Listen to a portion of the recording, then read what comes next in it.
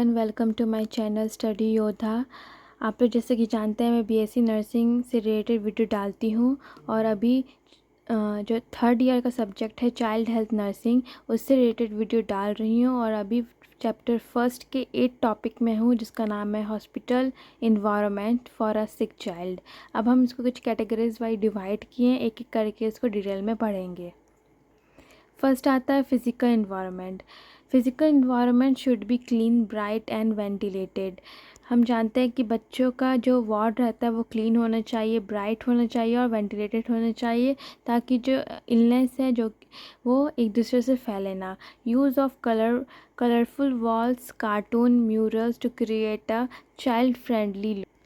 जो वहाँ के वॉल्स होते हैं वो कलरफुल होना चाहिए, उसमें कुछ कार्टून्स बने होने चाहिए, पेंटिंग बने होने चाहिए जो कि बच्चे को देख के उसको अच्छा लगे।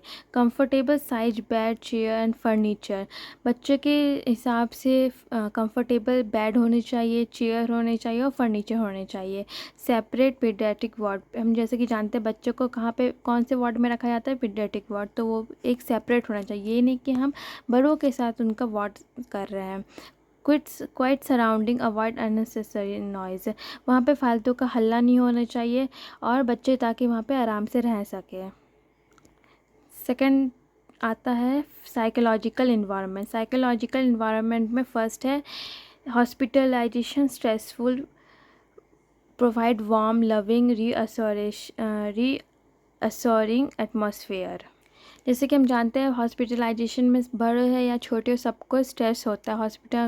हॉस्पिटल में अगर हम एडमिट होते हैं तो वहाँ का जो इन्वायरमेंट है वो वार्म होना चाहिए, लविंग होना चाहिए, वहाँ पे सब केयरिंग नेचर के होना चाहिए और एटमॉस्फेयर अच्छा होना चाहिए। Reduce fear of separation from parents. बच्चों को ये डर होता है कि हमें मम्मी पापा से अलग हो जाना पड़ेगा, हमें दूर जाना पड़ेगा, तो वो डर को भी हमें हटाना है। Use play therapy. बच्चों के साथ अगर हम ट्रीट कर रहे हैं तो हमें प्ले थेरेपी का यूज़ करना है, जैसे कि उनको टॉयज़ ला के देना ताकि वो अच्छे से वहाँ पे आराम से रह सके। Give information at child's level of understanding. बच्चों के अनुसार जितना उनका अंडरस्टैंडिंग होता है उनके हिसाब से हमें उनको नॉलेज प्रोवाइड करना है। Nurses should be friendly, smile often and speak gently. Nurses क्या होना चाहिए, फ्रेंडली नेचर की होनी चाहिए। जब वो बच्चों से बात करे तो स्माइल करके बात करे और जेंटली बात करे।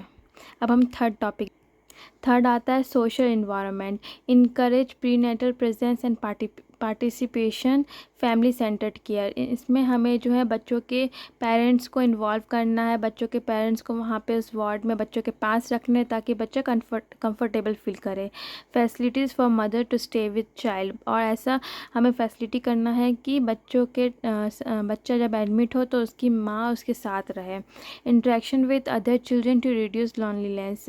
और उसका दूसरे बच्चों के साथ भी इंटरेक्शन हो। वार्ड में बहुत सारे बच्चे होंगे तो वो एक दूसरे से बात करें, खेलेंगे कूदेंगे तो वो उसमें ही इन्वॉल्व रहेंगे और उनको दर्द पेन जो है कम फील होगा।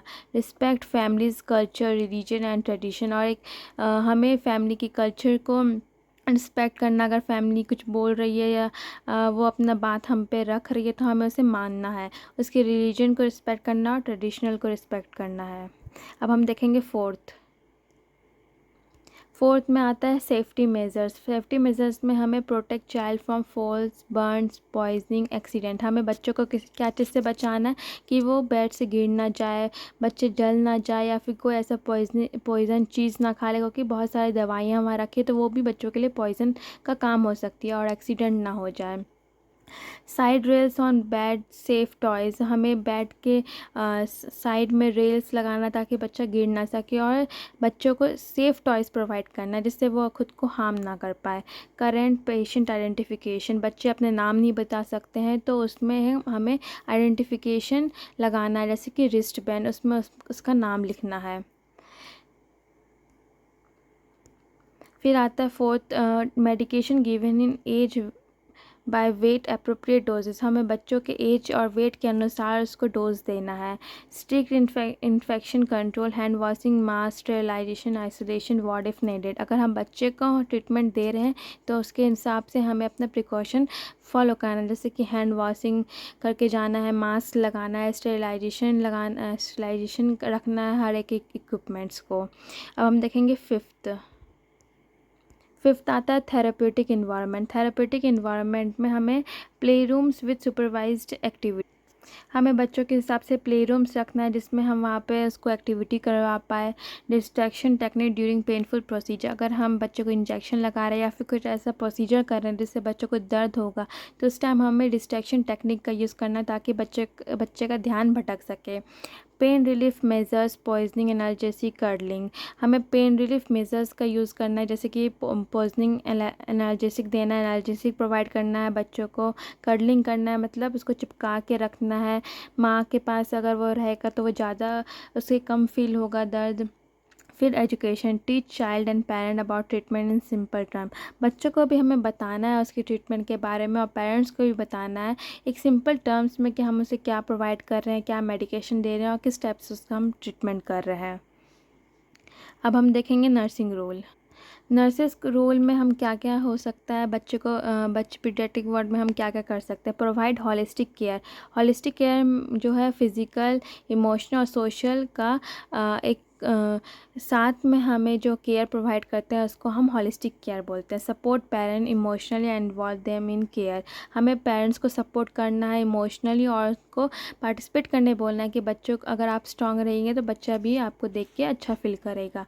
Prepare child for procedure using toys and picture, हम बच्चे को प्रोसीजर करते टाइम हमें उसके टॉयज़ देना या फिर कोई ऐसे पिक्चर दिखाना जिससे वो खुश हो सके और अपना प्रोसीजर करवा पाए। Maintain a positive cheerful environment, हमें एक पॉजिटिव इन्वायरमेंट रखना है और एक चेयरफुल इन्वायरमेंट रखना है। Act as a child advocate, protect child right, और हमें चाइल्ड राइट्स के से रिलेटेड हर एक चीज़ बच्चों को बताना है और उसके पेरेंट्स को बताना है। अगर आप लोगों को वीडियो पसंद आई हुई हो तो प्लीज़ लाइक और शेयर सब्सक्राइब कीजिएगा। Thank you.